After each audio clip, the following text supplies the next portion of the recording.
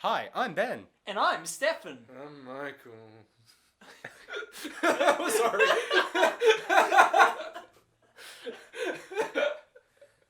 I was trying to go for the opposite, but I went too far in the other direction. Right. Well, at least you committed. yeah.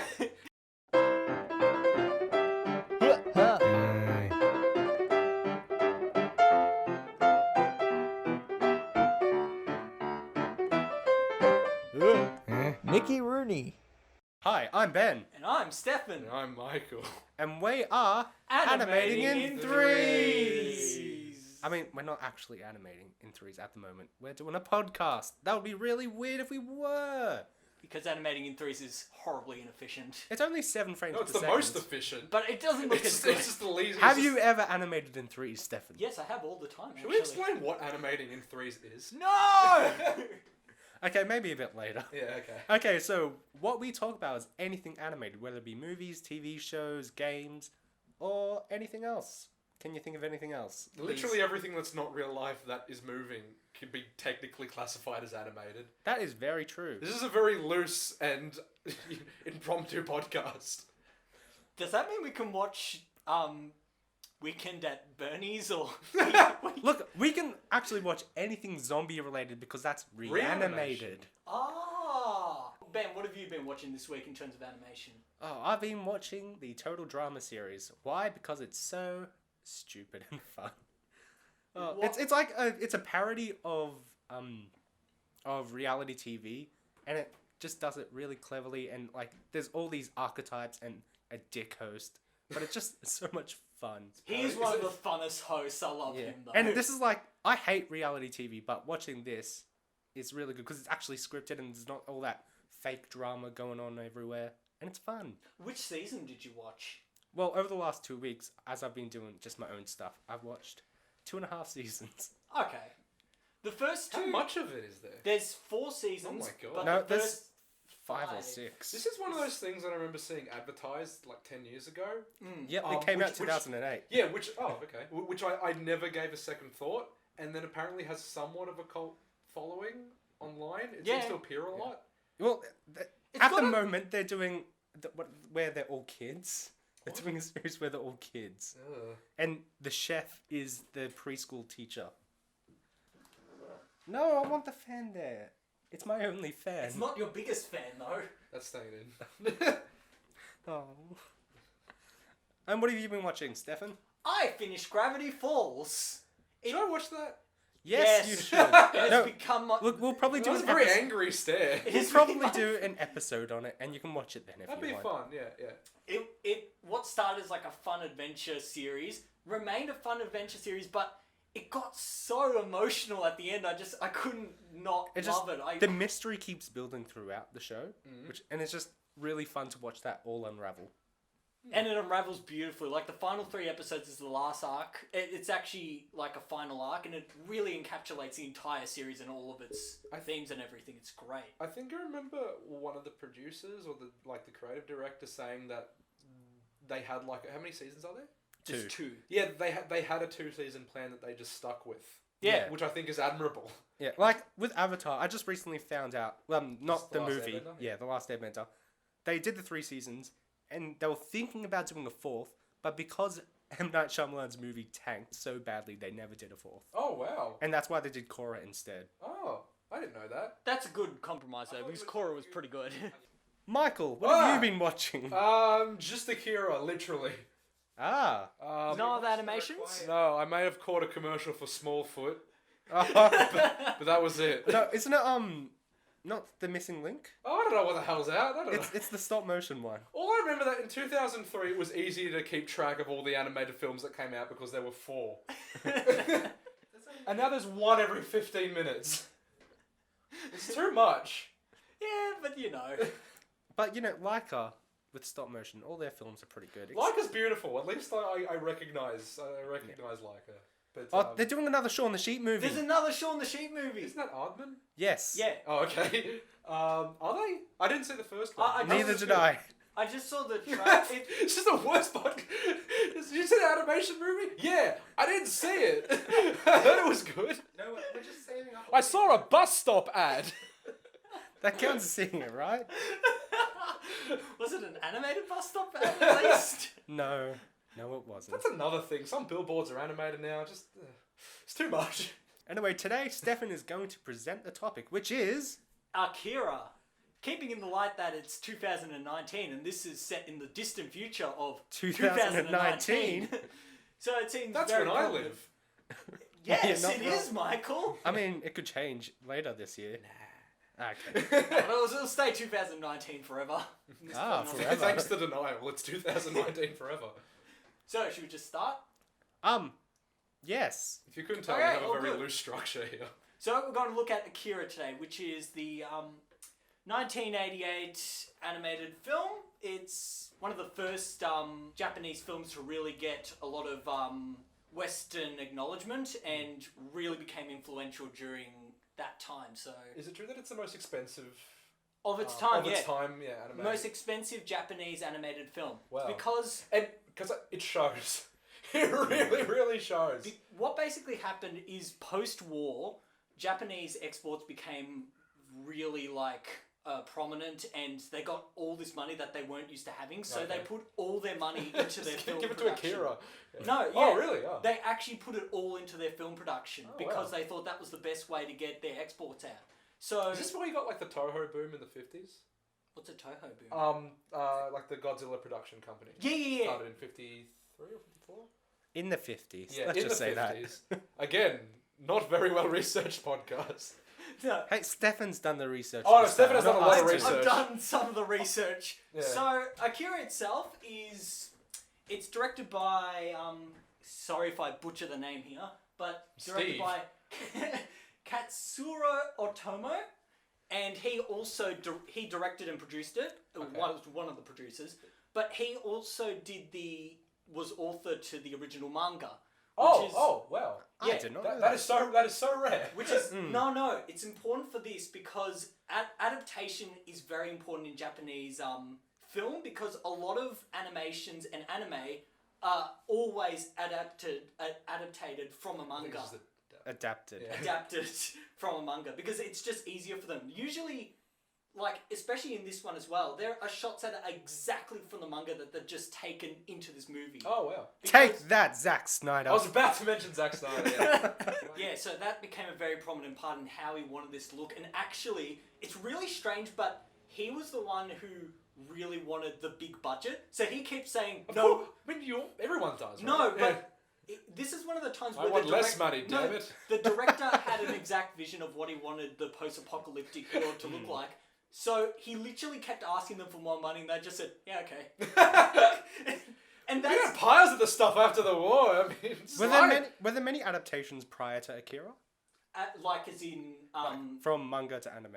there was Astro Boy and Kimber the White Lion, but the thing about those is that Oh, they were more trying to appease a Western audience, whereas Akira was something that was very Japanese. Yes, I want to bring up. Yeah, later on. I have a lot because I have never watched an anime before. Gasp. My only, well, not a feature length. My only exposure is maybe half of a Yu-Gi-Oh episode in 2006. That is dismal. Yu-Gi-Oh is something that should be binged. I know, and that's no. But for the longest time, I thought that was kind of the standard for Japanese animation. I thought they just had this aversion to movement. And then you watch something like this, and it's the most fluid, tactile, incredible looking thing I've ever seen. It's I'm used to 9 frames per hour, And this is just the opposite. on Saturday morning, and this is absolutely incredible. But So let's go on the details. Wait, So, before we keep going, I just want to point out that as Michael said, this is one of the first animes he's watched. I've watched a few here and I there, thought this has really set the bar. and Stefan has watched the most. yeah, okay. we could So say we're that. coming at this from very, very different perspectives. So obviously Stefan's doing Akira because he knows a lot about anime. I I hope. hope. Anyhow, so the original manga run went from 1982 to 1990. So the Oh, so manga it finished came out before, after. yeah. It finished after the actual series because the manga. Once you see the art, you realize why it takes so long. Yeah. But the original author did all the storyboards by himself for this film, so it's very much an auteur's film. Oh, Yeah. God. So it was 2 produced... hours long. Did he just use the manga as the story? No, no. Do this. He redid everything. Oh, Like, wow. That's it's work an ethic. incredible feat. I would've- Especially I for a would've 2-hour definitely- animated film Yeah, as I would have well. definitely just taken the book. It's produced by Ryohei Suzuki and Shinzo Kaito. Sorry if I've butchered those. And the animation company behind it was TMS Entertainment, which it was established 1964 and was back then known as the Tokyo Movie Shinja, and now it's been anagrammed to TMS. It's still going as a studio Oh, today. okay. It just works on more weekly animations and Okay. anime. So they did Sonic X. They did another movie, short piece. They just nothing of major note recently, but they have been in the studio a lot. Mm-hmm. So let's go with what the plot of Akira is. To make sure I don't get sidetracked, I've written it down, just a little thing here. So This is going to go for 9 hours. Yeah, this is just a quick summary before we go on to discuss it. Yeah. Okay. So, set in Neo Tokyo, 30 years after a nuclear explosion destroys the country, the story centers around Kaneda, a young leader of a biker gang, whose best friend, Tetsuo, develops telekinetic powers after a roadside accident. A twisted tale of political turmoil, corruption, and chaos follows as Tetsuo seeks to awaken the power of a being known only as Akira. Yeah, that's Wow. putting it lightly. I Yeah. really love how the country of Canada is the main character. I love it. No, country of Canada? No! Canada. I never did trust those damn No! Canadians. The name of him is Kaneda. Kaneda. Isn't it Canada? Canada. Okay, so That's his name. in the version that you two watched, so Michael and Stefan, they watched the Oh, 1999 redub. No, we watched the 2001 Pioneer dub. That's Okay, right. and I watched the English one by mistake That's right. because I thought that the option to watch it in Japanese with subtitles was the option to have the menu in Japanese, Okay. which I didn't want. But by the time the film started, I couldn't figure out how to get back to the menu, so I just watched the whole film in English. Makes sense. That's good though. Which Only for the purpose of analyzing I animation. feel like I usually, just after watching it, I would have preferred to watch it in its native language with subtitles, just because I think that with a lot of dubs, You really lose the essence. yes, Yes. you could. They do a very, very good job. They do an incredibly admirable job. But there's both some things that don't translate, and because you kind of have to match up delivery to animation, some stuff comes off as a little odd and stilted. Which is really bad for this particular animation because the director was very hell-bent on making this perfect. They spent a lot of money on lip sync for the Japanese words, Yeah. which is why Yeah. the voices especially don't work just slightly. Yeah. They can still emote fine, but it's just off. Yeah. It's just off. But And especially for me, because I watched the original English dub. Oh, and that goodness. oh Look, no, it wasn't as bad as I thought, but it's, it could Everyone definitely be sounds improved. 50 years old. Yeah, They're meant to be I 15 years old, not I didn't know 50. that when watching it the first time because they sounded older. So when I watched a few clips on YouTube of the new redub, I was like, why are they sounding so young? And why are they all driving motorbikes at that speed at that age? And that's something I need to also get across. I can't, I'm late for school. My mom's gonna kill me. So, let's talk about... We know pretty much why it was groundbreaking. It was pretty much the birth of Japanese cyberpunk. So... Is there a lot of, just from the opening, you can draw this comparison for any film in cyberpunk genre, but I felt like there's a lot of Blade Runner influence. Yep, I definitely Is felt that that as well. Is that When did Blade Runner accurate? come out, actually? Blade Runner came out, I think 1980. Let's see who can figure it out first. We'll cut out like the typing, but I think it's No! no, Typing! it's all staying in. It's kept in. 1982, I think it is. Come on. 82. Yeah. There we go. 1982 this came out in 1988. Is that enough production time for it to be a viable No. inspiration? It wouldn't be an inspiration to the film itself. I think it would be more of an inspiration to when the manga was originally made. Okay. Because you got to realise That this makes was very sense. much his vision. So Yeah. it's still a Because- Blade Runner inspired Yeah. thing. Yeah, I because, think like, it would have some It- elements. it's kind of those dual elements of it being set in this like Dystopian. neo-dystopian, this cyberpunk rendition of Tokyo, but and also the coincidence of having it set in 2019, which is when Blade Runner is set. Yeah. Yeah, that's... Oh.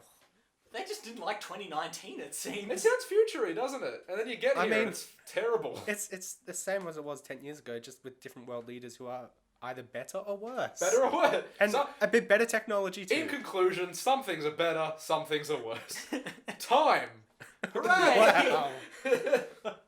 So the birth of Japanese cyberpunk, which this brought about. So this was pretty much the start of your Cowboy Bebops, your Battle Angel Alita, Okay, I'm gonna pretend Ghost to know in what the you're talking Shell, about. Okay. and even Galleon. They all took inspiration from this. Actually, sort of yeah. vision. Now that you mention it, yeah, the Japanese cyberpunk does seem like a pretty like robust subgenre. It's what Yeah. inspired the French manga movement. Like this film really. Wait, there's a went out- French manga movement? Yeah, it's actually quite big, the French manga movement, but Wow. What this exactly is move- it? Oh, but I don't know much about the actual. It's like movement, normal manga, but very pornographic. but you're actually not wrong. Oh, really? It is. It's a lot more like. It doesn't go away from very touchy subjects. Like if it needs to go dark, it will. Yeah. That's yeah. very much what the Japanese cyberpunk genre is. Like a lot of Western cartoons at the time were very much drawn to children. Like that was the target audience. Like Oh, the yeah, I see. Flintstones and Scooby Doo. Wait, did you say Western cartoons? Yeah, Western cartoons of the Yeah, time. yeah, that's the issue with animation being seen as traditionally Whereas for children. you When know. Akira was released and it was given to the West, it was pretty much it started the whole wave of Adult Swim cartoons and adult cartoons. Oh, because it was yeah. like, this is not a kid's show. This is No, This there's is a so very violent dark. shooting 10 minutes into the film. Ah, yeah, the one with the excessive blood. Oh, there's so much, but There's so much we'll blood. get to that. so. It's not really much. One thing I really want to talk about later in the podcast is the adaptation differences between the manga and the anime, because of course, 2 hours is not enough time to actually fill the entire manga, and the movie only covers the first 2 volumes and a bit of the last volume, and there's 6 volumes all up, and each volume is dedicated to. How did it cover A the s- last volume if the last volume presumably Oh, would have come out last? They would have taken details because he ran the anime. The author did all the storyboards. Yeah. So he just- would have known what was Yeah, he coming. knew what was going he on. plans it all out. So that's all good. like how Edgar Wright talked to for Brian Lee O'Malley for the Scott Pilgrim ending. yeah, and made mostly good film if Michael Cera wasn't in it. That's a story for another day. That's I it. hate that movie, but I love it so much. But Michael Cera is the worst, but I love him so much. Anyhow, That's a whole And other... it has Captain America and Captain Marvel. It does Yes. actually, doesn't it? Yeah. so what was everyone's thoughts about Akira? Like just opening statements. Okay. I thought it was really good for the time, and it's still pretty good now. It's just a few meandering places here and there, but overall, pretty solid. Okay, I thought it was amazing. Keep in mind, this is the first and only anime film I've ever watched. And I don't have many notes, and I realise that's because there was only so many times I can write, damn, that looks cool.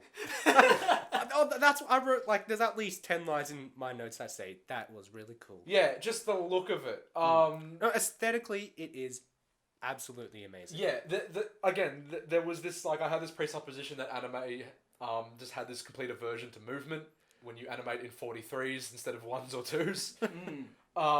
But no, this completely changed that. Very To- much to the shows point the potential of Japanese animation. Yeah, to the point when, like, if it wasn't for like character design, it's not what I'd normally associate with conventional stereotypical anime.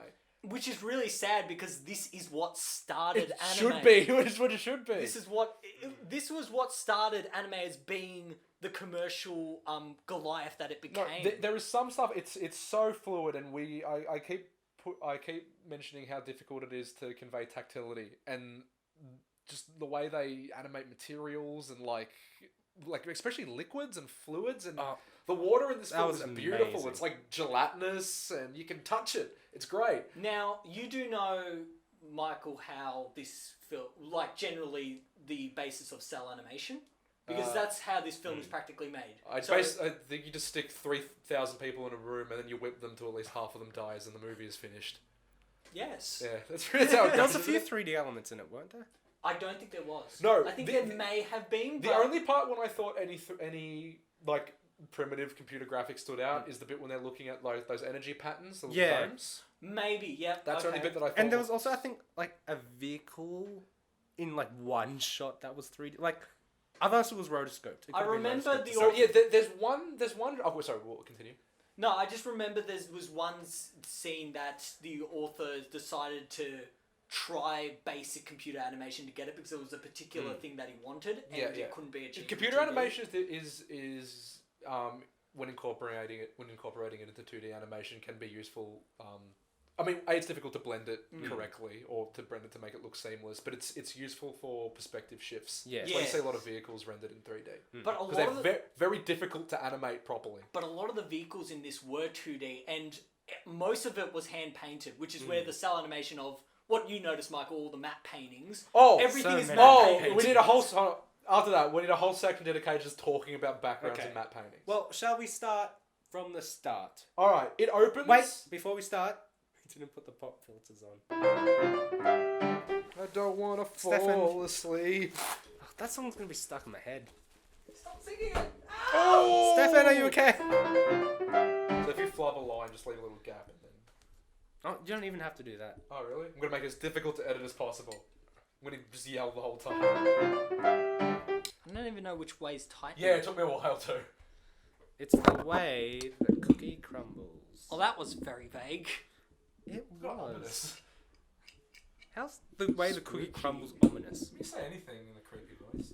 The way the cookie crumbles. Actually, That's funny. it's actually even better than the first time. See, this is what happens when you don't have a proper pop filter stand.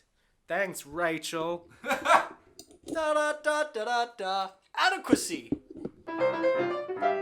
Actually, yeah, everything's kind of just at an angle. Yeah, none of this is right. Well, there's no right angles for sure. Oh, that would be 90 degrees. Yep. Okay, so let's start from the start.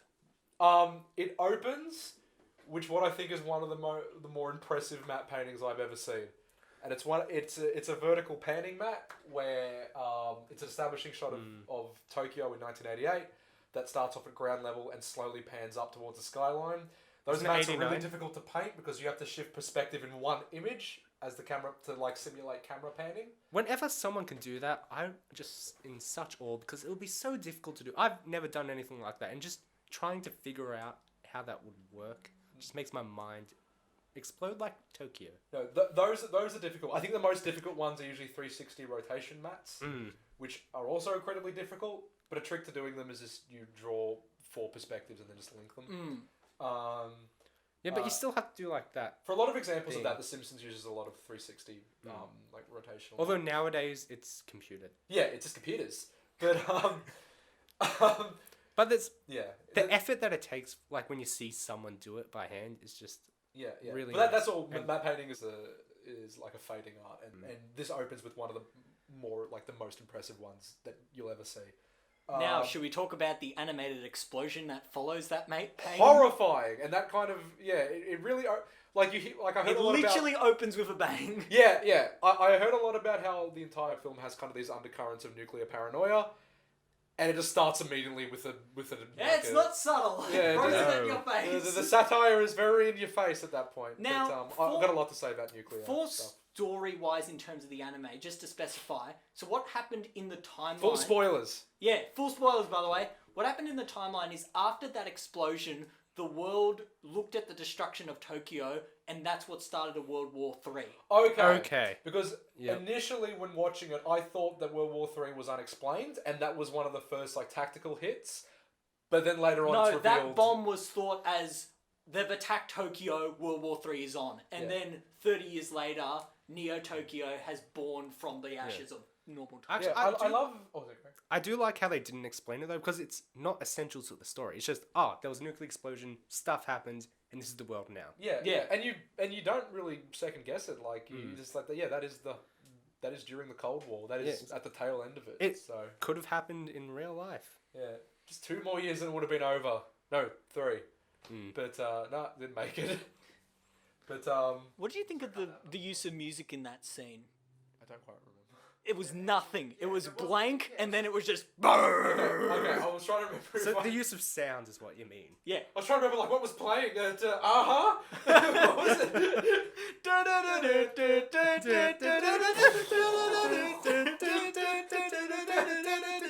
Yeah, that was it. That was the entire movie. Actually, I do really like the soundtrack, how it was very sparse. And like, it made it all the more visceral to me. It was really metallic is the term I'd like to use for it, because it just sounds like a constructionist song. Like there's you just can hear all the scrapings, then you can hear a choir that sounds not quite orchestral and like not quite organic. It sounds artificial. It just No, but that's the whole theme of kind of this like unholy blending of like technology and like organic life. It's horrifying. Something that... But we'll get to the horrible Lovecraftian, Cronenbergian body horror. Oh, I towards the love end. that so One much. more thing with the sound. Something that someone described Logan as, which I like to describe with this. It's very textured, whereas like everything, like whether it's the music or just anything in the city that's diegetic, it's just very there, and it's not like very empty or anything. Okay, so after the explosion, we cut to 30 years later. So let's talk about the bike chase. I need to still talk about the map paintings. Yeah, Later. Oh my god! No, because this is before the bike chase. You know what? Let's dedicate this moment now to map paintings. Michael, set us off Okay. with the map paintings. Oh, no, like, there's nothing really you can describe other than just gush over it. Because the initial, like, establishing of just, like, Neo Tokyo's is absolutely decrepit, like, dystopic, cyberpunk metropolis. Like, just that whole kind of, like, that palpable feeling of, like, grime. Like, there's so much detail in the street, and every piece of, like, rubbish on the ground is, like, rendered fully and detailed, and everything is shaded, everything is That's painted. something I want to add as well. It's gorgeous. In its disgusting glory. Something that I know you love in lots of these sort of films is the griminess texture. It's something crap. It's something you Yeah. love about Nickelodeon aesthetic, the old ones, old Yeah, cartoons. yeah. It just feels so real. It feels grimy. And Old Nickelodeon felt grimy. It reminded me, like, very, like, this is not an apt comparison at all, but if you've ever watched Taxi Driver, Taxi Driver was filmed during the garbage strike in New York City, and just that sense of just urban decay, and just complete kind of, so almost like a soft social collapse is so palpable and so kind of tactile. You can feel fact it. that You can Akira- taste that grime. The fact that Akira can achieve that with map paintings and Yeah. animation is pretty... I mean, it's almost easier phenomenal. to achieve with matte paintings because you have complete curation over. Yeah. it's also every single very, very hard and time consuming. Oh no, I'm not saying it's like it's easier in the sense that you have complete control Yeah. over a scene, but it's more difficult in the sense that you have to literally do everything. One thing that I know the author and the director really wanted to achieve, and it's what really pushed the aesthetic to these very modern boundaries of cinematography, is the use of lighting. The lighting in each scene, whether it's that deathly, like, sterile orange or those really, like, diatonic blues, it just... Everything has a really, what do you call it, variation in how it shows the mood of each scene. Yeah. Sorry. I really like it's like with the lighting and like the griminess. I really like the juxtaposition between the night and the daytime scenes in the city, because at night you notice it, but it's really in the background, like with all these like lights whirring past and everything. But in the day, it's just really in your face. In the day, everything looks like it's rotting. Yeah, at night, it almost seems like not clean, but like No, the night just doesn't smell as bad. Yeah, I know. It's cooler. yeah, it's just because I they love have it. that heavy Blade Runner aesthetic. It's just like Yeah, but Blade Runner was a I'd be hesitant to call this a neo noir. No, Blade, it's not. but Blade Runner There was is a- Blade Runner is a noir film. there through were a and through. few examples where they did have some noir lighting and stuff, which I noticed. Oh yeah, like there's that. Yeah, but it's not a noir film. No, There's definitely. that stereotypical sensibility in noir where everything's illuminated. Nothing is illuminated unless it's illuminated by either streetlights or neon. So- Neon is a very important part, like the streaks of the bikes whenever That they was move so and they leave beautiful. those streaks. Beautiful, it looked like Tron. I love those. It's great. What did everyone actually think of that bike scene? Because that's the first. I don't action remember if it's the scene. first bike scene, but there's one section when someone falls off. Yep, that's and the first and one. it looked so good that I thought it was rotoscoped. Was it?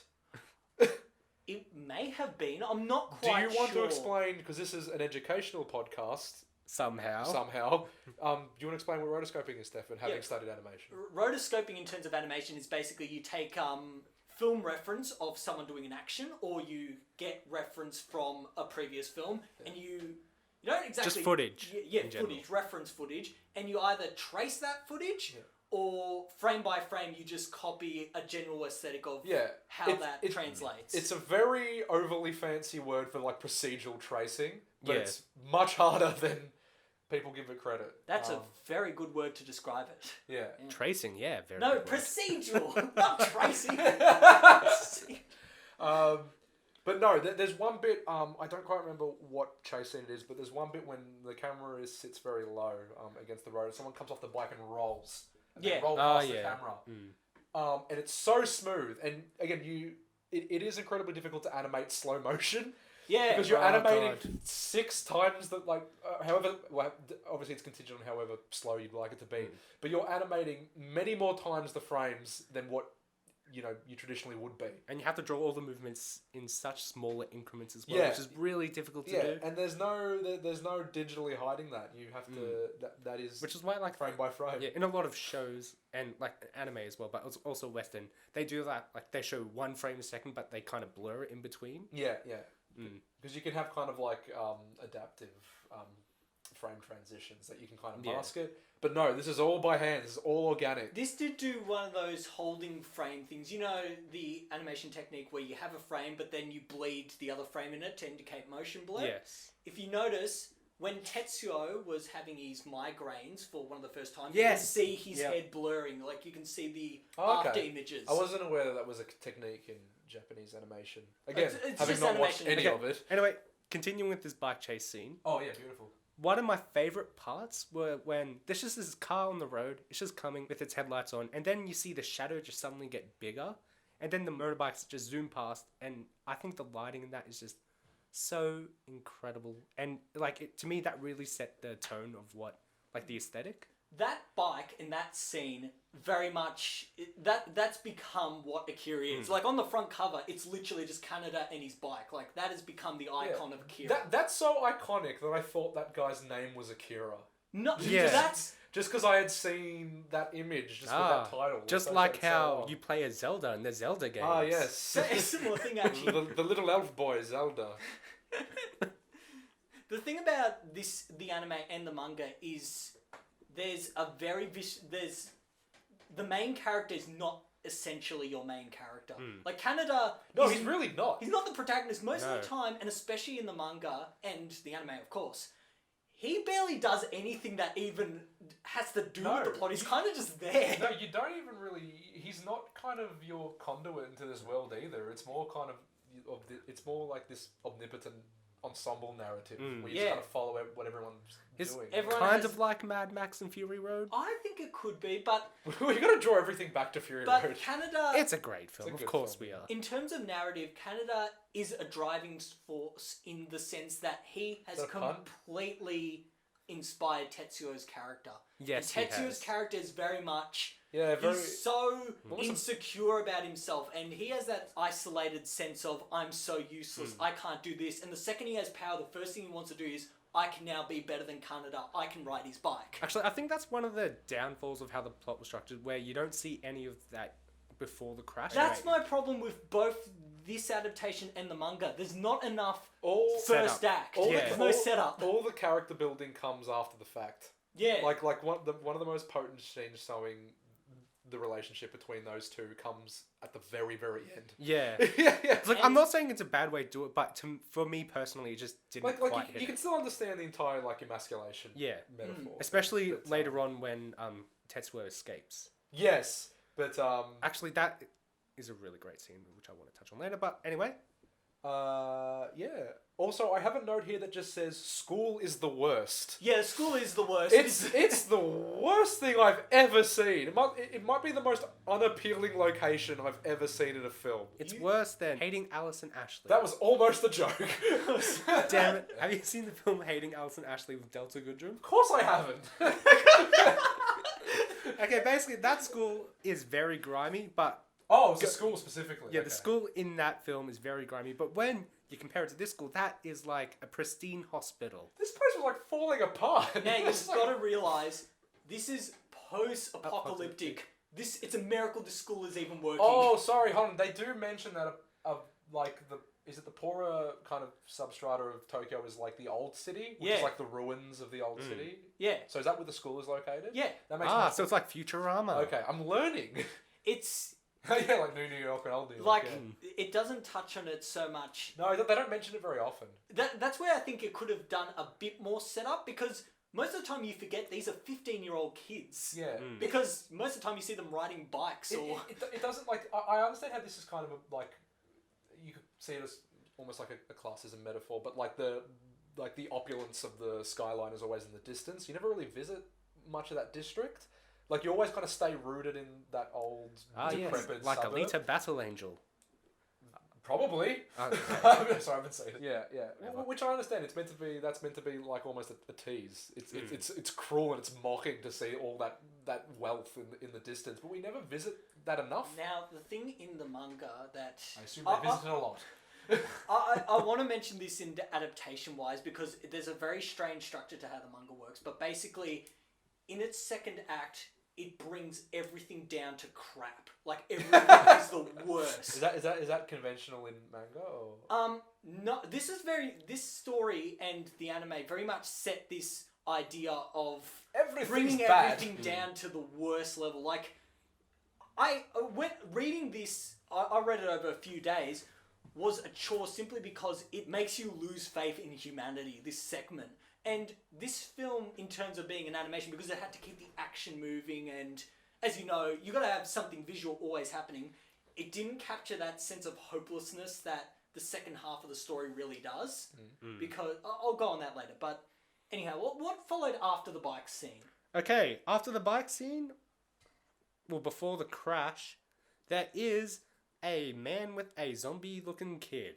Oh, isn't he great? So what? He's just a wrinkly little old man. Why do they look? little man? Why do they look so old? Is it just because they've been kids for 30 Experiment? years and they've been experimented on? Yeah, Okay. that's pretty much the Oh, bare so bones it's of kind it. of, it's kind of like a stunted aging. Yeah. kind of Yeah. thing. Okay. Because Why are they they blue? did mention that slightly. I don't know why they're blue. I think that was Well, just they all an look like Herman aesthetic choice. Munster. Yeah, at first I was like, why does they look like zombies? Basically, the years of experimentation has just morphed them in that way. And there's actually, you know how there's three of the kids, zombie kids? There's actually, Are we going to call them zombie yeah, kids? let's call them zombie kids. Awesome, because that's what I have in my notes.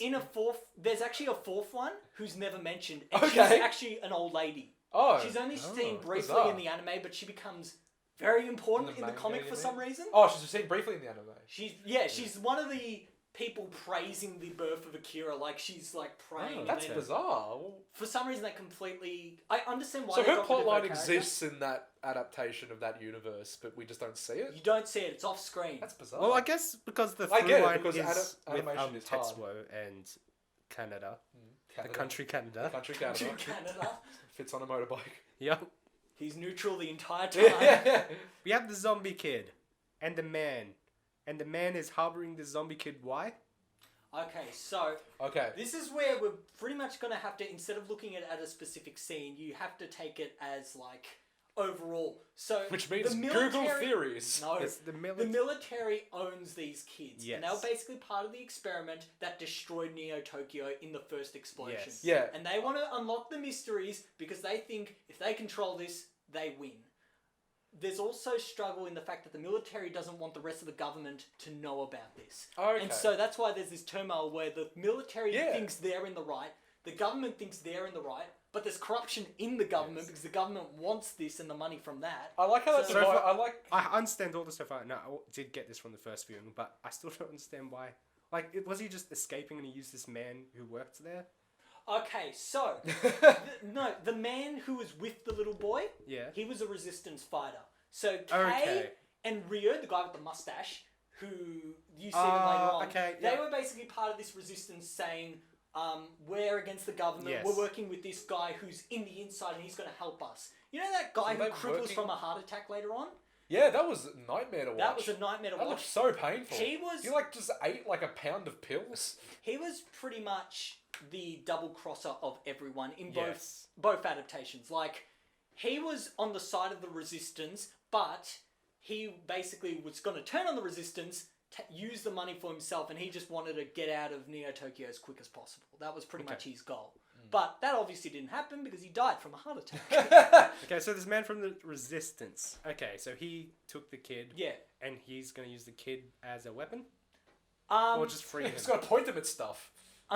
no, that's another thing, but I don't think the Resistance What has are that all goal in mind. these- The Resistance goal is very much hinged on Just what taking this down the guy government. wants. Okay. Their Yeah. mole. Yep. But I think what they think the mole is after is completely different. They just want a better Tokyo. Why do Yeah. these fictional government organizations? Why are they always hell bent on weaponizing like psychic children?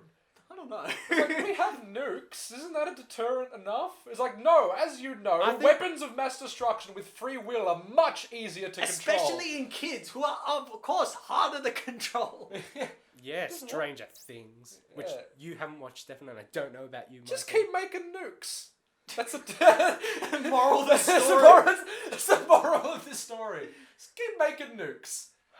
Good old nukes. No, okay. Apart from keep making nukes, what else did we get from this? Okay, so oh.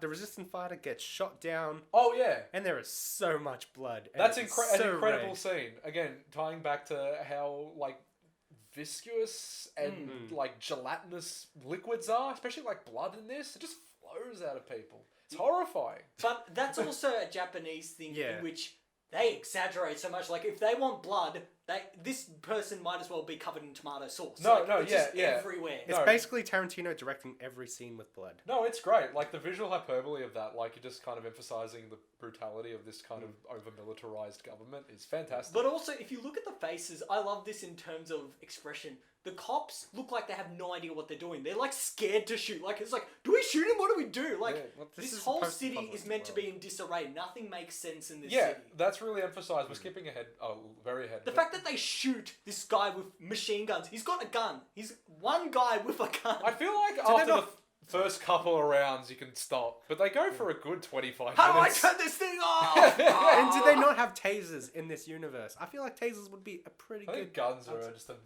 just a more potent deterrent. That is very. You But, gotta, you and- gotta realize though, because it's the thing about this is in general post-apocalyptic worlds is that Post-apocalyptic. post-apocalyptic worlds It looks like a Weird dystopias- Al album. No. Poke-apocalypse? No. It might be, actually. Oh my goodness. Pocalypse? Apocalyptic. I'm gonna Google You it. should totally do it. Post-apocalyptic worlds is that technology develops strangely. Like, some things become very technologically advanced and other things stay very urban and very broken down. Like how Star Wars doesn't have emails. Okay, Star Wars is a different thing because Star Wars is a science fantasy. I know, as but- opposed to like a science Science fiction. Okay, there's a I know, weird but I'm Al- just saying like how it Yeah, yeah. develops in different ways. Okay, there's a Weird Al album called Apocalypse, but it's Apocalypse? just called... Oh, it's Alpocalypse. Ah, okay. Oh, it took me a while. It should be apocalypse. Why wasn't it Apocalypse? I don't know. What an easy... Anyway, back to Akira. Something that I really like, because the anime actually has more of a story setup than the manga. The manga just goes on its political agenda and keeps going. You What barely is know the what's going agenda on. of the manga? Because I saw the anime as being like overwhelmingly about nuclear paranoia. Yeah, that's very much what the manga's about, but the manga's also about honor, it's about corruption. It's everyone has an agenda in the manga. Like, there's a lot more characters, Yeah. but none of their motivations have an end game as such, and none of them Yeah. really a big change is the Colonel in the manga. Like the Okay. you know the Really? Yeah, He's the quite Colonel. prominent. Yeah. Yeah. he thinks he's doing the right thing, and at the end his character's completely destroyed, but he's just like, my only objective now is killing Tetsuo, and that's all I can do, because he realizes that he's caused the destruction of everything. Talking about like what you're saying about kind of a nation divided between, you know, its military and its government, I really like the bit when they try and court-martial him. Yeah. Later in the film, he just says, "Shoot this man." Well, no consequences for me. Yeah, like that's horrifying. He He just kills this government official point blank, and then tries to get the military to kind of like turn on them, and then you just see like they're just like these kids it's all wrong. that don't know what to point their gun at. It's horrifying. That's where, very much in terms of story, that's where Canada... I keep hearing Canada now. Okay, so in your version it was Kaneda, Canada. and in mine it was Canada. Okay. Canada. Oh no. Canada. Oh no. Okay, let's just. That's bad. You know I what know. we're talking about. But Canada. Kaneda very much, despite him being a biker leader and that, he becomes your vehicle of innocence. Like, he's the one, he barely does anything in the plot, but he's the one you root He has for. quite a prominent Yeah, I know. role. He turns into like the most apathetic character. He's not an apathetic person, but he's an apathetic character, as in like he just follows everyone else, and then he just turns into this badass shooting down Yeah, he just people. gets a gun at the end and... Yeah, and that very much becomes prominent in both adaptations of the thing. But chronologically wise, I think the next major thing that... So thing- Tetsuo gets in the crash after the kid escapes from being shot down. Oh, we know that. He gets captured eventually. Yep. But we see the crappy school. One thing I do really love is there's a scene that is not in the manga. You know where Kaori, it's like Tetsuo's friend, she gets her shirt ripped off. Oh, yeah. And then Canada comes to the rescue. Yes, that's a scene. I think that was... Wait, before that, I want to mention the scene where Tetsuo is getting scanned by the military. Yeah. The animation for the machinery in that Is that the one when he's like in the big Yeah, spiral MRI thing? that was really cool. It was. I love the lighting on their face for some reason. Even though the machinery looked awesome as It's well. like it's Quick, put him in the overly theatrical X-ray. yeah, and it's like I really like that juxtaposition between like, and it's done in a lot of government conspiracy stuff. But like you have that grimy world, but then you have a very sterile government It's just underground facility. completely cut off. There's this very clear class divide between the ground and the like kind of this upper echelon. And even like the technology divide as well. It's just I really enjoyed that. Yeah, everyone else is like they're like down there, they're still like using jukeboxes, and up there is like put him into the giant MRI room where you just flip around And we get have an readings. aura machine as well. Yeah. Did I mention that we can put psionic powers in children? Bye. Toodaloo. Oh, whoops! We made God. Yeah. Yeah, What? Okay, but after that, Tetsuo escapes, and then we have that scene where Kaori gets. That was really horrific because she was. I thought they were gonna rape her.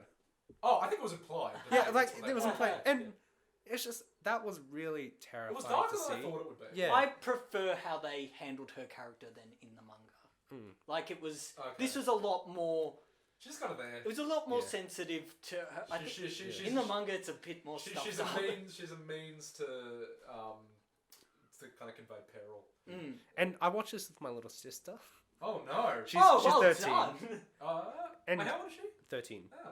And yeah, I did not know there was gonna be an attempted rape scene, and that was she's very told you scary to that. her. Yeah, she was fine with the mass murder. And Oh no, she's fine with that, but just gelatinous that body part. horror, but No, to me, the attempted rape scene was the It most was horrifying. very graphic. Yes. that's the most real. And- Like, I yeah, have I no know. frame of reference for a giant fetus in the middle of a stadium. What? I do it every weekend. Yeah. Can we talk about, because the next major action scene that really comes to mind is when Tetsuo is waking up, just awakening to his powers, and the pillows start morphing. Shouldn't we talk Oh, about the in still that same scene where they knocked Kaori out and Kaneda comes to the rescue. Kaneda, sorry. We're gonna stop doing that.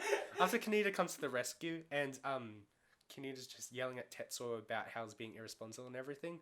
And then we have Tetsuo's powers first coming to play, where he has all these hallucinations, which were some great animation bits. Oh, yeah. I The love how- hallucinations actually show the fetus baby at the very end. Yes, it I does. think, So, look, I with- think we can sum up that scene as Tetsuo gets captured after his hallucinogenics. But I just want to talk about the animation of those hallucinations because I thought it was really, really cool and like visceral as well. Like, it's basically he had a hallucination, then it cut back to reality, and it's like, oh yeah, everything's fine. Back to hallucination Oh, no. straight away, and then it cuts back to reality, and then back to the hallucination. And I just thought that like mental state and how they conveyed it was really well done, especially with like as you mentioned before, where he's like rocking back and forth and they have that motion blur. I just thought it was really good. It was, and it really highlighted how sporadic and horrific it is. Like he's normal, and then all of a sudden it just happens without warning. Yeah. It's a really good delve into how he is perceiving everything. Yes. Whoops, my brain fell out. Oh no, not again. Did we talk about right to this? How punchy and impactful gunshots are in this film. Yep. Oh yeah. Because in real life, if you get shot, you're not going to be forced back a little bit. Do You you just have- stay still. Yeah. And you're like, ow, oh, I'm dead. No, but do you have any idea like how loud gunfire is? Oh, It's very loud. It's insane, and I think this kind of conveys it to an extent where every firing sounds like it matters and it's punchy and it's an event. Really, Oh, like, you a meant gun that going sort off of is punchy. an event. It's a big thing. I thought you meant the punchy as in like whenever someone gets shot, they get blown back a few feet. No, I mean punches is just like the nature of the sound. Okay. I suppose, but like just like you can feel it because it is a big thing. It's like it's an explosion. yeah. And you really get a sense of that in this, where gunfire doesn't just become like this homogenous mess of sound. That you just It's become really deaf to. sharp. No, it's sharp, and you can feel that impact, and every time one goes off, it's a big deal. And well, don't forget as well, like being in Australia where we have very little exposure to guns. I saw a gun once. I've shot a gun once. Oh really? Yep, it was at a gun range, and I got. They flung those discs Was this into the air. overseas? No, Oh okay. they flung these discs into the air, and I got like 17 out of 21 on my first go. Wow, that's pretty good. I know. Pretty good actually. Does laser Don't mess with me, laser punks. tag count? Yes. Oh yay! Yay! Then In that case, no, I haven't. I was gonna say, yeah. Did it count? Yes. Oh. So okay, now Can we we'll move talk. on to the teddy bear Yeah, room, we'll move on please? to the teddy bear scene. So, the military now is Tetsuo, and Tetsuo starts having Tetsuo. Tetsuo starts having his Is it Tetsuo or headaches. Tetsuo? Tetsuo. Tetsuo. You're saying it right. I'm accidentally butchering the name. Look, every I'm saying time. the English one right. We can just. But he wakes and he starts to see the little toys around him start moving, and then they morph into these horrific nightmares. And the music has this first childlike choir, but then it morphs into this mess of just Is it just horror? like? Is it different items from around the room? Yeah. Yeah, because I said this before, but basically we're all students of animation to some extent. You two much more than me, but learning animation kind of at a young age, being told by like mentors and things or tutors, specifically when animating, diving into like a pile of money, like a Scrooge McDuck kind of thing. Don't worry about animating all of the coins. You won't have to draw all the coins. No one's going to pay attention to it. Just animate a lumpy gold pile and draw a coin every now and then.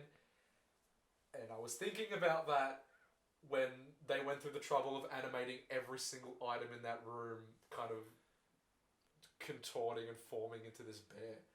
If you look at it, every single object is discernible and unique in that just amorphous mass. It's amazing. And they don't only do that one model. There's also different models of different types. Like not just a bear, but there's like a rabbit and a There's a duck couple and of things, but Yeah. the bear is what sticks in everyone's mind. Yeah. It's that reveal of And I like how throughout the film, there's this, like, whenever, a lot of the time Tetsuo has hallucinations, it always relates back to his childhood as well, and the childhood, like, crumbling or disappearing or becoming distorted into something bad. Like, there's obviously the bears, and there's also this scene where he's, memorizing when he's in a park and then he crumbles away. Oh Jesus, yeah. I really like that That theme. scene becomes that scene keeps recurring because that's Yeah. very much Tetsuo's inner exactly. thoughts. Yeah, and I really like how they, like, included that with his hallucinations because, again, it's a really nice delve into how he sees everything. In terms of how that film was constructed, none of that ever happened in the manga. That is such an animation, like that is such a better way of showing the power of these kids by having them morph these horrific childlike monstrosities. I like it, like that corruption of childhood. And then I love it's how a bear, but it's the most horrifying thing I've ever seen. I love how It's great. Tetsuo then cuts himself on the glass and he starts bleeding. Oh, and and then he pulls it out of his foot.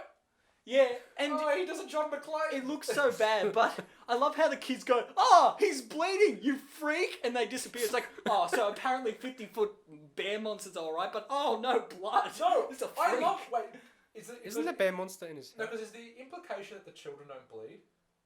I don't actually know. I think 'Cause they that's- do 'cause bleed. I was gonna say because otherwise that's great. Like they're freaked They- out by the fact that yeah. he's still partially mortal. So there That's actually great. are zombies then. Okay, it's all good. I thought they were gods. No, they're zombies. That's why they didn't have blood. Brains. Right. Um, So, what do you want to do in terms of? There's not much really story-wise from this point on. There's not much to really say because Okay, so the story. I have so much thematically to say from the point that Yeah. when he gets the powers to basically to the end. Yeah, but pretty much the story, not thematically, but the story is, Tetsuo basically wants to find what Akira is because Akira's been messing with his mind. He finds out that Akira is a bunch of test tubes, Yeah. and then he morphs into a monster. Why didn't nobody tell me about that? I wasn't prepared. I did say that it was said at the end horrific. he got stuck. I was expecting violence or something. No, Not this No. Cronenberg. Just horrifying. Now, this is where I'm going to say from this point onwards, we can keep discussing, but I really want to talk about how the adaptation differs. Because we visual- after we finish kind of our Yeah, run we through. will. But in terms of visuals, I think the way they told that story with that Cronenberg being the climax of him morphing into that monstrosity was perfect. That was such a good climax. Oh, yeah, it's great. And it's just such great animation. Also, in terms of set pieces, I don't know if you guys appreciate this, but that throne, I love that throne so much. Oh, the bit when kind of Yeah. like Yeah, his hands melds into the chair. With it like melds at right angles only. Love it. Yeah, that weird like. Actually, reminds me of there's this character in Star Wars called Dr. Aphra. I really love her. She's a rogue archaeologist, but evil. And she has these tattoos on her arm, which are just like basically these grid-like patterns. Yeah, And- that's right. I remember yeah, and those. yeah, like that reminded me of this, but in a really disgusting body. Yeah, horror when you way. see them moving, it just looks horrific. Yeah, no, I love that because it's just it's unnerving on just like this very primal subconscious level because right angles in nature are just like anomalous. And just kind of seeing that unholy kind of marriage of organic matter and like technology just feels so unnatural and disturbing. Yeah, but like that is like a very core conceit of some elements of body horror, which is kind of like this unnatural melding of technology and flesh. Yeah. What would you compare it? Like, I know it's very different, but I wanted to compare you specifically to compare. You look exactly like that giant. No, baby no, kid. not the baby transformation to Jeff Goldblum's transformation in The Fly. I know that's an odd comparison, but Tetsuo's transformation destroys me emotionally. No, but thematically it's the opposite. Because Jeff Goldblum degrades. Well, this isn't evolution. But And he's in so much agony, and I hate in this and he how kills he's Calorie. he Should we kills. just give a quick recap of like what we're talking about? Just like at the end, his powers. Manifest. They Because, transcend yeah. pretty much. Yeah, he becomes transcendent and he loses control of his powers and kind of turns into like this enormous, like Gelatinous. I like the word gelatinous today. Fetus. I forgot what I was saying. Yeah, he turns into like this homunculus, this odd like fetal mass, and then transcends our reality and goes on to Make his own reality. Yeah. That's pretty much how the film ends in terms of that base story. So that's pretty much the same we're talking about. I was going to say initially talking about kind of thematically the whole concept of like nuclear paranoia. Okay, so I have almost no history with this film, but I did have like a very very brief background of it when studying film a couple of years ago. I think it's really interesting because again, films don't exist in a vacuum. They're shaped by the era and the cultural, cognizance around them. Yep. With Akira, it is very much born of specifically Eastern, or very specifically Japanese, like again, nuclear paranoia, like the fear of the bomb. There's this really interesting cultural divide between Western and Eastern culture, or specifically Japanese and American culture when it comes to like the cultural reaction or perspective on nuclear power. Not just nuclear power, but nuclear power as a weapon. Obviously, the only times that nuclear weapons have been used tactically are both times on Japan in 1945, and from that, Japan just kind of has this cultural apprehension and this cultural fear towards the use of nuclear power in the military. Well, that's how Godzilla was formed. Yeah, exactly. Godzilla is basically a giant walking metaphor for Nuclear power. nuclear power. Just this unwieldy, destructive force of nature, which we are partially responsible for. And I don't think the new Godzilla film will touch on that at all. So yeah, obviously that cultural divide between how we view nuclear power is incredibly pertinent to the discussion. Because like with the nuclear age of film birth on the Japanese and the eastern side birth things like Godzilla and Akira, which are very, very weary of nuclear power. But then you look on the other side in America, and it's partially responsible for the superhero genre. Where radiation reigns supreme. It's the source of everything good in the world. That is such a good comparison. Yeah. It's just you look at Akira and basically our unwieldy attempt to try to play God is responsible for this horrible Cronenbergian mass that transcends the universe and creates another. And you look on the other side, it was like, oh, the spider's radioactive. I'm the best person in New York now. Oh, the gamma's radioactive. Hello, Hulk. Yeah, I know. It's heroic. I mean, in the case of Bruce Banner, it's Yeah. partially tragic. Obviously, it's a big part of it. But yeah, it's there is a sense of patriotism. This cultural patriotism. To this power, this uncontrollable power. Yeah, we just have this we won the war. We harnessed the atom. It's heroic. Yeah, but the it's thing is- patriotic. And you look at Japan, it's like, no! This is It's bad! horrifying. No, and it is. It's unwieldy and it's horrifying and it's basically playing God. And there's a point in, I'm not sure if this was an intention, but again, me looking at it from a very comic book oriented perspective, I really like comic books.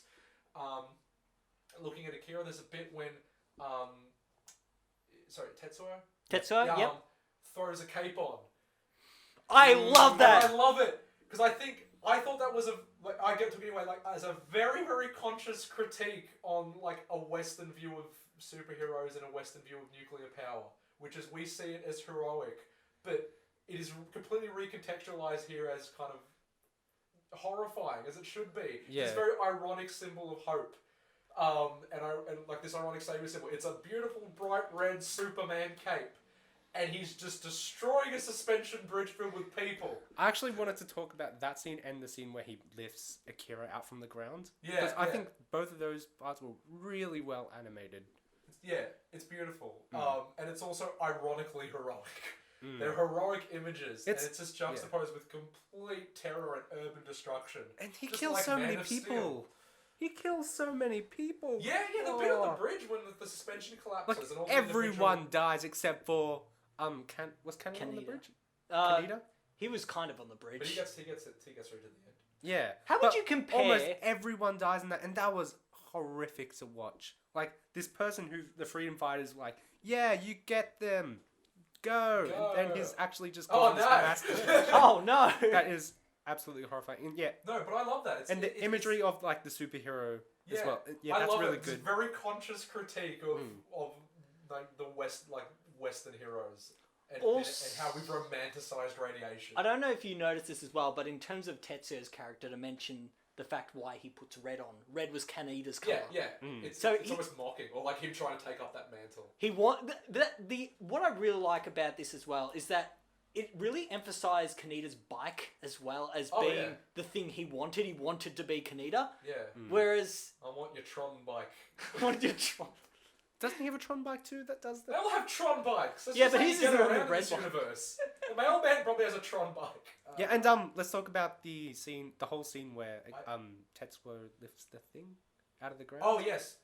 What is that? what is what? Where he lifts that giant orb. That enormous. Yeah. orb. Okay. Is that like a facility? This is where it sort of differs, but again, I want a whole section devoted to adaptation. Okay. But that is basically what's holding Akira. Yeah. Oh, it's like a vault, like a cryogenic Yeah, it's like a chamber. vault. Was some of that rotoscoped? Maybe. I feel like some of it is just single frames being dragged. I think it could be that as well. When you don't have it wasn't that much change to I know, the but appearance of it. some of the pipes and stuff when it pops off, it looks so real, the movements of it. And, Oh yeah, it's amazing. Yeah, it's- is that what you thought was rotoscope? That's one of the parts I thought. Oh, sorry, is might that be. one of the things you thought was 3D? Sorry. No. Okay. No. But yeah, I just thought that the animation of it was just so. Made it look so grand as well. Yeah, it's very grandiose and just the imagery of it popping out of the sky. Was he drawn to it? drawn. How do you know that that's where Akira was? I think one of the military. Oh, all the kids they mentioned told it. him. Okay. They like he Oh, that's saw right, through the kids. Yeah, the kids. Yeah. And yeah, he also has some in the anime. He has some link that makes him know he's there. Yeah. I mean, he's basically becoming an omnipotent being. And then the fight between him and Kay was pretty good as well. Like, Kay's character really rose in prominence like throughout the film, which I really enjoyed. Like, first she's just like, oh, this is person in the crowd, person in jail, but then she becomes this vessel for the kids.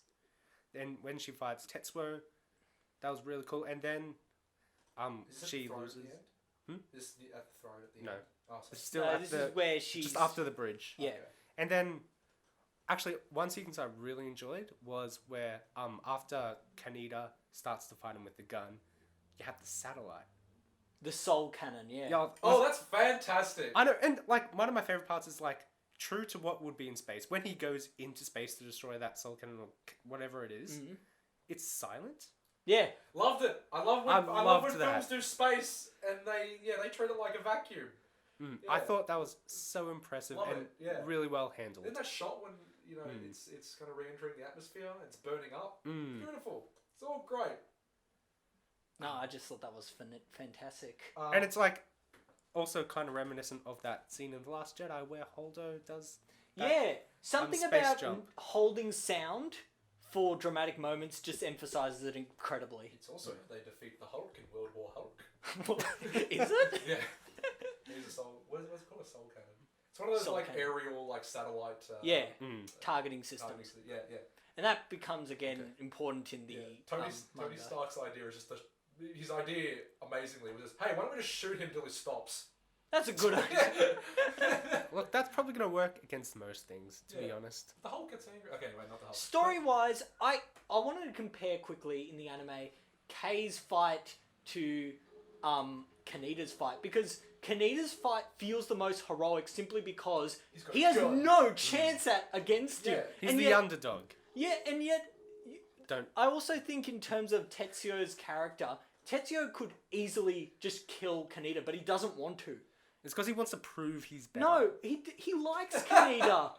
Like, But he also hates him, like he despises him He- for emasculating him at times. and exactly. stuff. But at the very end, That's why he the wants to last prove- thing he can think is, help me, I'm hurting Kaori, help me, Kaneda. And Kaneda's just like, oh, I'm dying. She has the That's most because- unnecessarily violent death. I know. Oh, yeah, she Like, does. Villain just like you kind of see her kind of mesh between these two like skin folds, and you see like a pop. Ah! I thought Horrifying. like they might have done something where like it reversed what was gonna happen, but No, no. it's sadness all the way Everyone through. just dies at the It's end. not a sadness happy all the way ending. down. Not everyone gets... That's where it's also different to Western cartoons at the time, in which happy endings always... This is not a happy ending. I mean, it's bittersweet.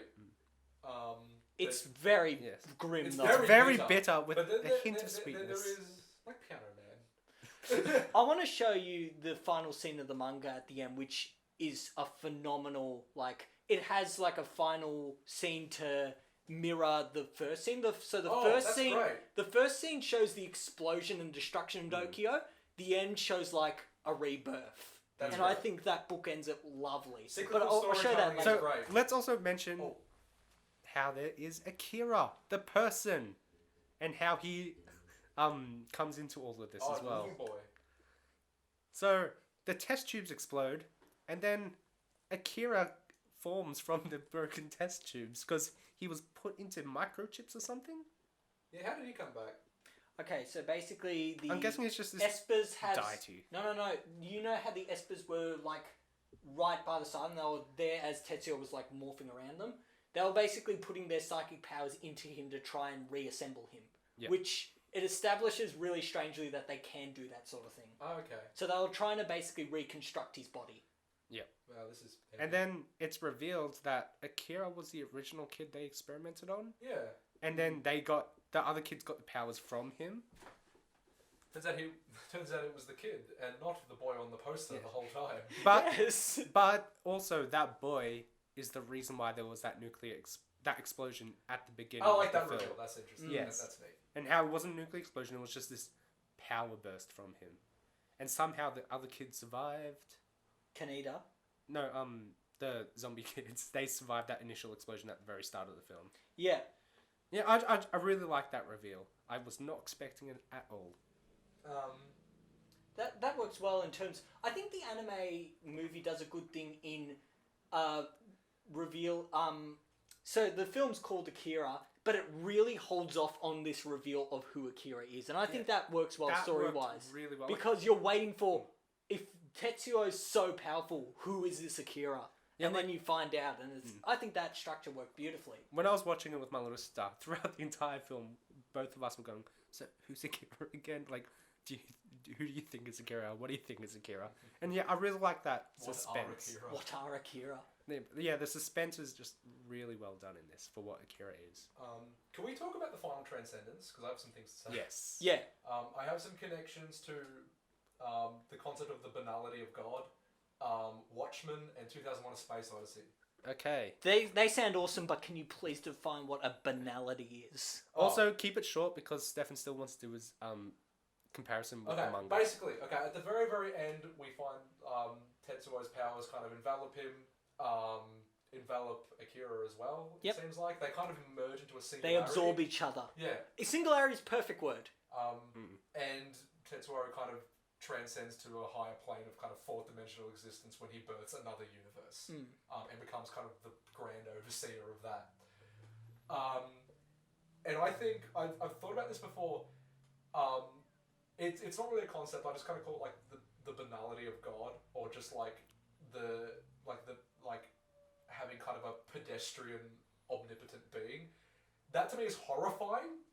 Just the concept of like the grand like architect of an entire universe was just a guy in a biker gang. It's just horrifying. That's so like there's no screening process to create a universe. It's just given by chance to this one kid who was kind of a prick. And he is responsible for the majesty of all creation. That's horrifying. Yeah, that is a scary concept. And I think that's really interesting. Like at the end, like this very biblical, like Old Testament introduction, just I am Tetsuo. Yeah, basically saying like, yeah, I'm God now. Horrifying! Like, I mean, it's meant to be kind of bittersweet because it is like, he has gone from kind of this kind of like street rat, kind of gang member to something that has created something of like immense beauty. But yeah, just that whole concept. It's also tied to remind me again, bring like Western media comic books into it again. Watchmen. Watchmen, one of the protagonists, Dr. Manhattan, is just a regular guy who's just, through a freak of chance, caught in an accident that gives him basically like a cosmic awareness. And no clothes. And, yeah, exactly. Just a cosmic awareness and lack of pants. When you have cosmic awareness, you don't need any pants. I'd 100% trade my pants for cosmic awareness.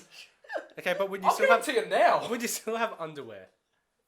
I mean, he gives himself... He doesn't. I mean, in the I know he gives doesn't. himself a little strap. He can't conjure up pants. He's in control of all... But yeah, and at the end of it, he says, "Look, I've transcended like the petty squabbles of man. I'm going to create life myself and create my own life." And it reminds me of that kind of parallel where, like, yeah, in that whatever universe or whatever life that he births, like the creator of that, like the catalyst for all life was just like a scientist on another planet. Just that concept is scary and like interesting and I think noteworthy. I like that connection of like an omnipotent being just being a regular person from another time and another place. That just reminds me of Rick and Morty. Oh yeah, it's just Rick's just an alcoholic prick who has created his own universe as his car battery. As his car. That's right. A couple of other things. Connection at the end. I thought, I'm not sure how much of this is actually true or like an apt comparison, but I found that signifying a rebirth into like some kind of grand celestial being, and have that being visually signified as being kind of reborn as like a fetus, is very visually reminiscent of 2001: A Space Odyssey. Yeah. Yep. When the final evolution of man into the Star Child, into this next phase of organic evolution is signified as a fetus. But I also as love a little baby in a womb. I love how the baby in But Space in Akira, Odyssey, it's beautiful. It's pure. It's a pure baby, Yeah. whereas this is the most disgusting It's, looking. thing again, ever. it's a corruption of Yeah, childhood. exactly. and Yeah, innocence. yeah.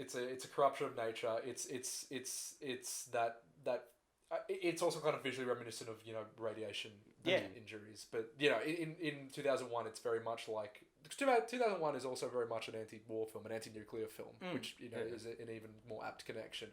Where at the end, this his final evolution is, has completely kind of done away with the impurities of mankind. It's completely pure. It's completely neutral. And in the book, anyway, it's never directly stated in the film. In the book, he rids the world of nuclear weapons. Either rids it or detonates them all at the same time. They're two very different things, but it's kept vague. Yeah, and I kind of like that. Again, that's a noteworthy comparison. And then one more thing I got from it, talking about kind of how harnessing the atom, especially again talking about nuclear paranoia again, harnessing the atom, in a sense, creating a weapon of kind of like untold destruction, almost in a metaphorical way, kind of in a metaphorical and like mythic way, kind of deifies humanity. Like we've done this thing where we've created this kind of tool of complete destruction. We kind of deified ourselves. Like we're playing God at this point. We're playing gods who create God. Yeah, exactly. But like we've kind of harnessed that for kind of destruction, even though it has its uses as well. And it reminds me of that Robert Oppenheimer quote. I don't remember if he was Secretary of Defense or something like that. During the end of the Second World War, one of the key figures behind the Manhattan Project and behind the American development of the atomic bomb, who stated that upon seeing like the first successful detonation of a nuclear weapon, testing, says that it reminded him of an ancient, like a Hindu passage, when he basically saw this explosion and said, he was reminded him of when I think it's Ganesh, the Hindu god, takes on its many armed form and says, now I am become death, destroyer of worlds. Basically, we have become like gods of destruction. And that whole concept of the entire metaphor of humanity kind of transcending to a godlike status because of our ability to harness nuclear energy is kind of reflected in Akira in a very dark way. Like, because of our, playing God, we become it, in a sense. We create it. Something I'd also like to mention on that is that the scientist who was very much prevalent in that project to make the kids and whatnot, at In the Akira, end, not he is in the world. in Akira. He's in that vehicle, and that vehicle looks a mess. It looks like he's talking about these grand things, and if visually, do you see how grimy and a mess his workstation is? He looks like a whole like. It's like school. I like that juxtaposition where this scientist has such grand aspirations, like, oh yeah, we could harness the powers of the universe, but his workstation just, he looks like a horrible person. Yeah. And he dies like every other human. Yeah, we are completely under-equipped. No, we're completely We can't handle we're it. unequipped and underqualified to handle something of that magnitude, and that responsibility. With great power comes great responsibility, Stefan. I'm connecting it back to comic books again. Wow, that's a great quote. Where'd you get that from? I made it up just now. Wow, you must be some sort of genius. 'Cause I think it was from Aquaman. Aquaman. Ah, The in seahorse that went case- to him and said, Clive, with great power comes great responsibility. Eeyore! Eeyore. Nay. Okay, I think now would be a good time to segue into Stefan's segment of Adaptation thingy. or whatever it's called. Okay, so because Otomo directed this film, it's very much his vision. Like, everything in this film felt like a very clear, streamlined version of the Akira story. I loved it. I thought it worked really well. But if you compare some of the pieces and the plot to the manga, it's so different. So I wanted to just, naming convention wise, I wanted to look at how it's structured. So it's in 6 volumes, much like the best thing ever, Scott Pilgrim vs. the World. Let's not say that. But The first volume... Ends the original George Lucas Star Wars films. That is a point. No, but the first volume is called Tetsuo, and very much the anime, it just follows how Tetsuo gets his powers, and Canada gets involved with these resistance Is it written fighters. like an ensemble from different perspectives? Yes, there's no clear character in the manga, Oh, especially so. But that one's very much the same. So the volume 1, Tetsuo just follows him gaining his powers, he meets the children and whatnot. But a thing that establishes very early is that in order for Tetsuo to harness his powers, he has to take these drugs. Oh. And he takes one of these pills, and he slowly becomes addicted to it. And that becomes another theme that goes across the manga, this addictedness to drugs and that power. sort of... Was drug culture prevalent in Japan in the 1980s? I'm not too sure, but if you were to judge this by any standards, it seems Then so. yes. But Well, I don't know, but yes. it's very odd how Kaneda even gets enwrapped into the story, because in the anime he kind of just ends up in it. Like Doesn't he like try to he find saves the Kay girl. to date her, Yeah. and then Kay's part of the resistance. Then he gets wrapped up in it. Whereas Foiled again. in the manga, I just wanted to date a pretty girl. Why is every woman I date always in a resistance movement? basically he's trying to chase down Tetsuo, and he ends up in possession of this super pill that the military has been trying to create. Like Limitless with Bradley Cooper. Yes. I love that movie, especially when he does the Limitless. It does the Limitless. But basically, this pill is meant to enhance your powers incredibly, but it can also absolutely destroy you and kill you.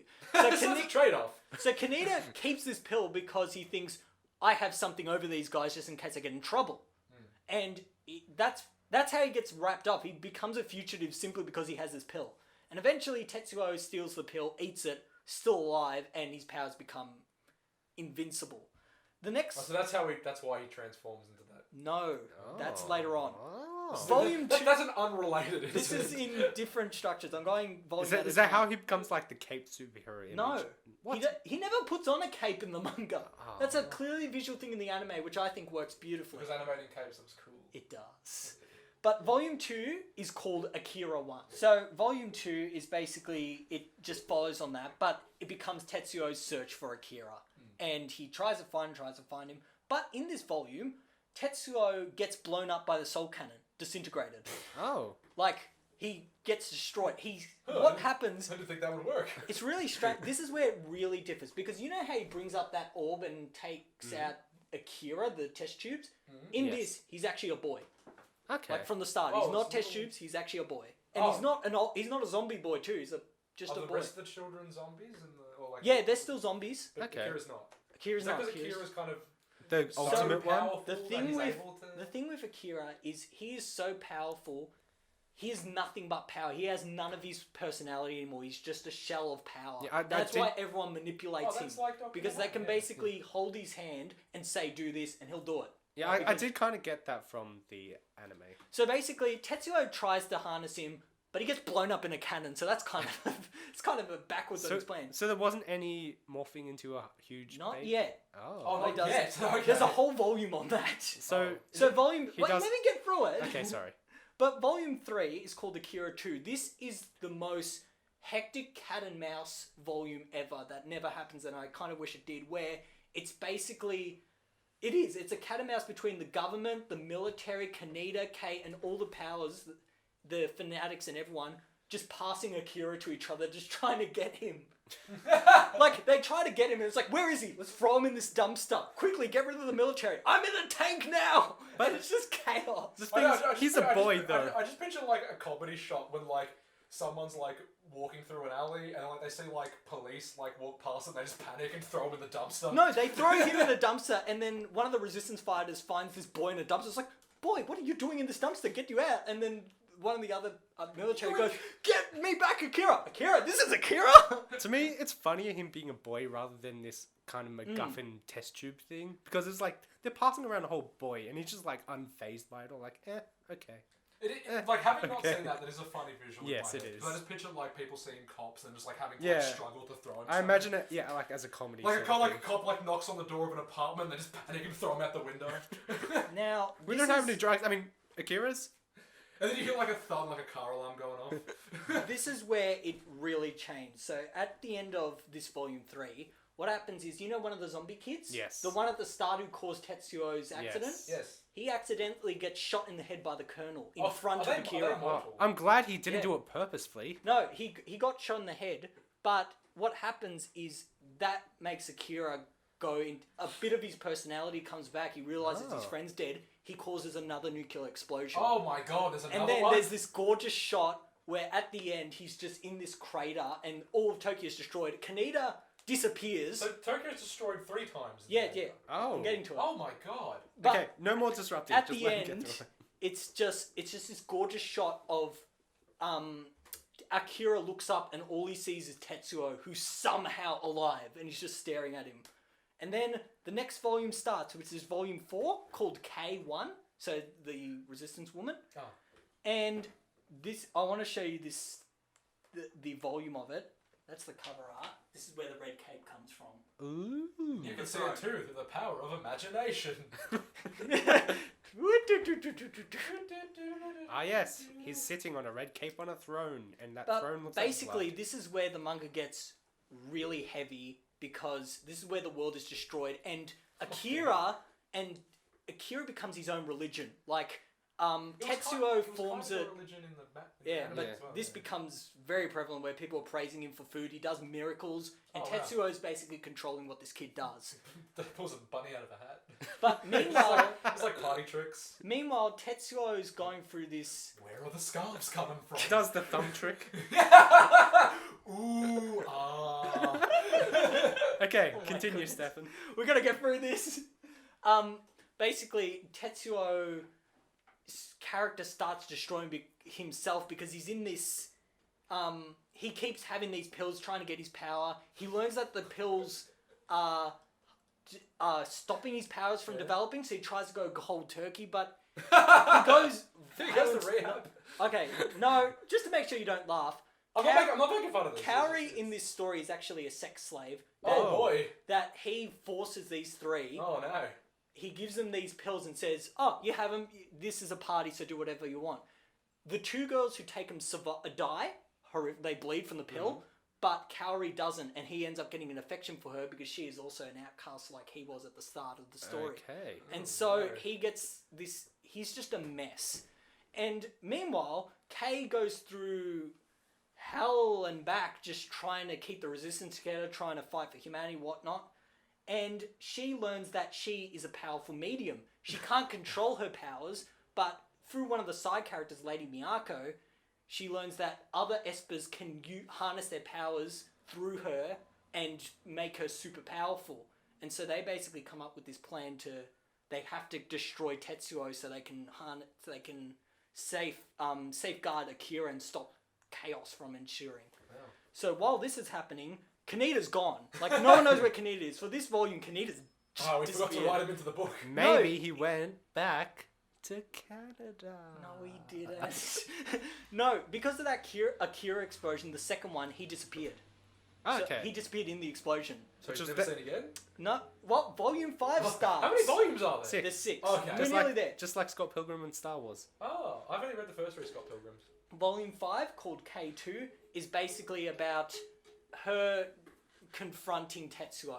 And she tries to stop him, and the ending's very much similar to the anime in terms of set pieces. Yep. Just some things are different. There's a lot more political, like, they introduce Americans into the battle, and their plan is basically, let's blow everything up. I was going to say, yeah. We brought lots of nukes. We But- know how you Japanese people love nukes. This is where Tetsuo's power becomes odd, because you know how we mentioned he becomes transcendent? In this, his power becomes that of a god in that it can't maintain his body, and that explains his morphing, but he he kind of like burst out of his like wound. No, but he can actually morph into buildings and stuff. He becomes structures. Oh, like wow. Okay. what happens, the Ultimate shapeshifter. The American Navy has their boat. He morphs into their boat and crushes them in himself Oh. as the boat. Oh, that's And awesome. then blows up. That's so cool. And he still survives, and meanwhile Kei's trying to stop him. And then what ends up happening is another explosion from the Soul Cannon activates this rift in the space-time, which dumps all the debris from the last Akira explosion into the world. And then that's where with all this crap that's happened in the world, you get our hero Kaneda who just drops up, and his first expression is just ah. It's like, this is our hero, ladies and gentlemen. He's finally being So a is any hero. time passed relative to him? Yes, like a few years or Oh, a few months. How's he alive? He was in a space void. He's Okay. just been falling One for of who those knows weird- how long. Yeah, it's one of those weird things when like you don't physically experience any like detriments, but you're conscious through all of it. Ah, One of those so weird the things. Sarlacc pit apparently in Star Wars. You just fall into it and everything's fine. Yeah, you just get slowly digested for 1,000 years, but nothing bad happens to you except for being skinnier and skinnier. Is that true? Maybe. So is Bobo still alive? Oh, Boba Fett in the old canon lived from it. He escaped from it. Yeah, it's crawled out with his little jetpack. The broken jetpack. So basically at this stage, it's very much, it's away from, because Kaneda's not even there, so he's not your vessel anymore. You're pretty much just signing yourself on all these different political parties, and it becomes just this distorted sense of a world without law, without anything. It's just they're trying to hold their beliefs, but none of them are really sure if their beliefs are even gonna lead to anything. And meanwhile, the drugs still ends up being a prominent theme of just more chaos. And then that's where the final volume comes in, which is called Kaneda. It's his only volume. Okay. He does nothing. Oh, He okay. is even less prevalent in the manga. Because you know how Kay does the fight? Yeah. In the manga, she practically finishes it off. She's fighting the entire way. And Kaneda's just kind of there going, I'm not going to let you fight because you shouldn't. I want you to be safe. Does Kaneda, does he shoot the gun? Yeah, he still shoots guns. Yeah. He's very good at that. Okay. But found it here. he doesn't get morphed into Akira. He doesn't get morphed into Tetsuo when he does that okay. baby thing. Which is the most just upsetting visual. Yeah. Just smooshed between all those like just Kaori doesn't even get squashed by Tetsuo. really? She gets shot by Tetsuo's main religion leader. or whatever. Oh.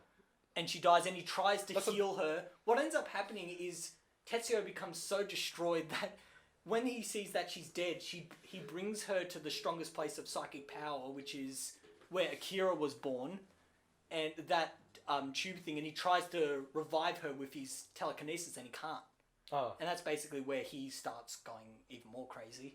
And the end follows pretty much with the anime, with just another explosion from Tetsuo, his own Akira explosion. But then what happens is, with the power of Kei, the three kids, Akira, they make like a counter explosion. And then there's this gorgeous shot where it's just two explosions, one cancelling the other out and the other being absorbed into another state. And that's where Kaneda gets absorbed right in the middle because he is an idiot.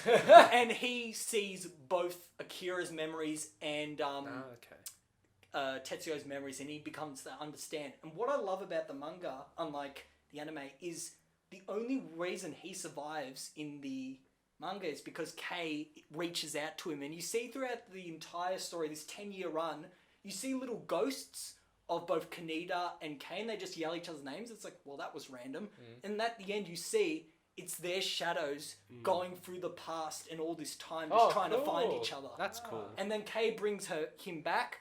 They, Tetsuo's gone, Akira's gone. They're now in this ruins of New Tokyo, and that's where it ends with this shot. Trying to... That's a very awesome. iconic Where shot. it's just the bikers going into the new city, saying as if Like this rebirth, is yeah. the rebirth of the new city, New Tokyo. Put it up Yeah. on screen now. Ding!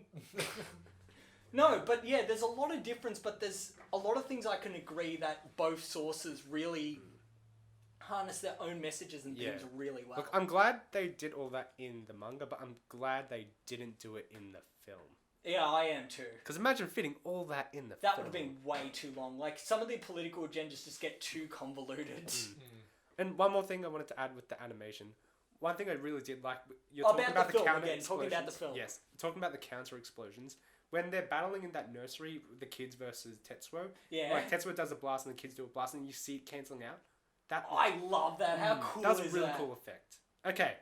Anything... Any final thoughts, Michael? I thought it was... Oh, it's great. And Being your first look at an anime since Yu-Gi-Oh! 2006. Oh, it moves! That's what I took... No, great. Fantastic. Are you ready for everything to go downhill from here? Exactly.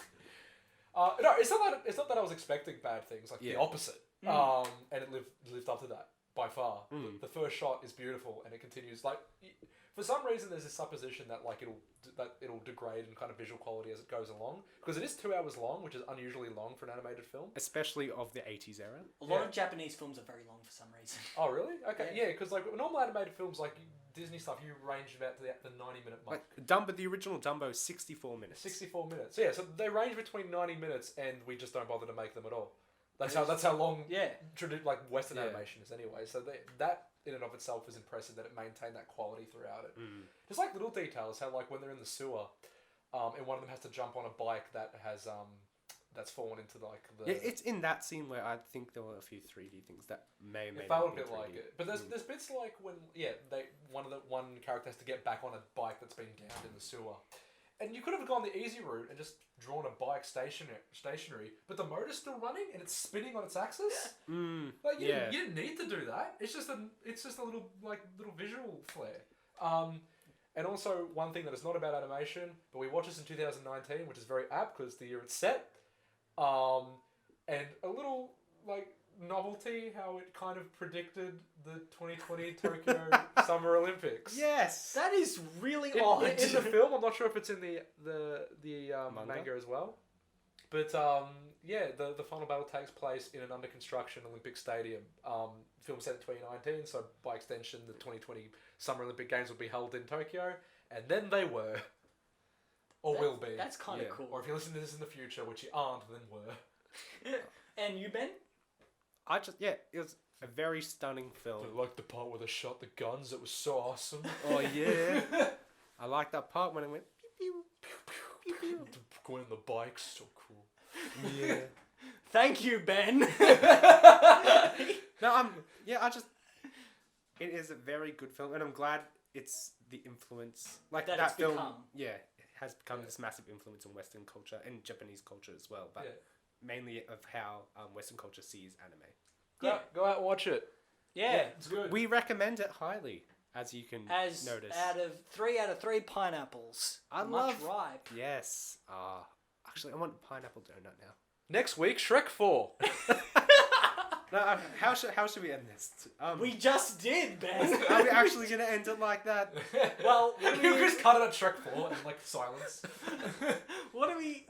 Who's next week?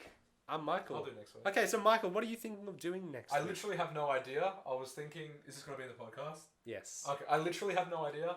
I was thinking about maybe, I'm not sure, doing like a small compilation of the scariest cartoons ever made. I don't mean scary as intentionally scary.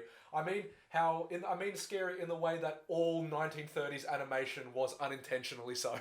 Yeah, that makes sense. Where abuse was normal. Yeah, when just everything, like you could just murder dogs on screen, it was fine. Okay. That's what animation was back then. You just wanted to traumatize your audience. Okay. Well, that I don't sounds think it great will for be. the I'll think audience. about it. But that's one of the options. Another one might just be Who Framed Roger Rabbit. I don't know. That is a that's good good. one. Well, I would like to thank everyone for listening, especially. Yeah. There's a like lot of I hand was about to gestures say all one of you, but even that felt like too much. No, I'd like to thank all of you for listening, and hopefully, if you like it, continue to listen. And if you Don't listen. no, please listen. Very wise. Please still listen. It'll be really great for us. Do we have an ending song? Oh yeah. Goodbye. Goodbye. Michael, you meant to hold it. Oh shit.